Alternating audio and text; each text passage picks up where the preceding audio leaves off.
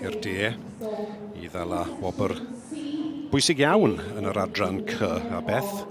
Fi'n siŵr, gyda'r diddordeb sydd gyda ti yn yr adran, bydde ti'n gweud pethau hwyr, so draw i ti. Felly dyma yr wobr ar gyfer y paddock dôn ar gyfer y Caseg Fagu yn yr adran ec, a fi'n credu bod e wedi mynd i frydfa godebog gyda Alun Hughes fyna yn dangos Llanidan Welsh Lady. Felly hi sy'n cael y wobr paddock dôn ar gyfer y Caseg Fagu yn yr adran ec. Ti'n cytuno?